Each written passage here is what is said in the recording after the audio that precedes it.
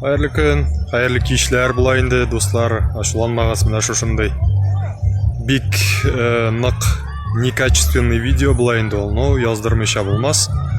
Менә бүгенге көндә мин тагын Мөслим районында кунакта.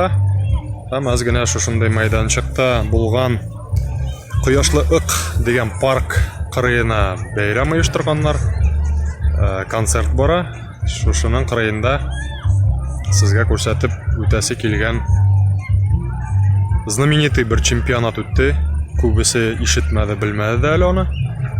Менә минем артта күргән шыбыкларны күрсәгез, бу тал шыбыкларыннан шушылай үрелгән чемпионат по плетению лозы дигән Италиялардан, Испаниялардан һәм башка илләрдән килеп шушындай конкурслар оештырдылар. Ул паркта ясалган шушындай формалар бик күп монда. Алга таба сезгә фотолар ясатып сайтка куярмын мин аны. Сез карап үтерсез.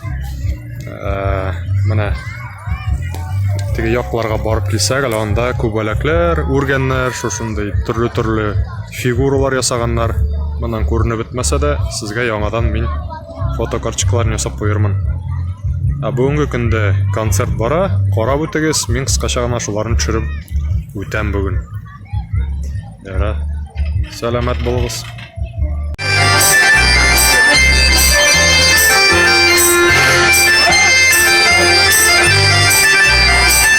Kızlar alkışlarımız işitilmey.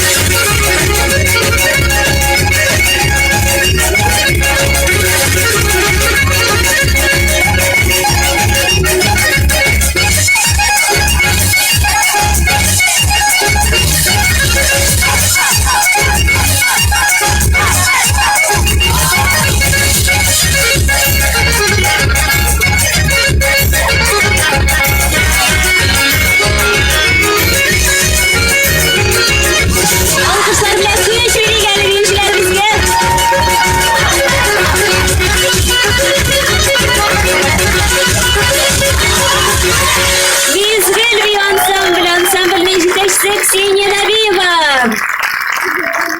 Konsertimizda dardli jurlarimiz bilan davom etamiz. Sizning oldida bir asıl yigitimiz Elfir Gizadina qarshi olamiz o'zi.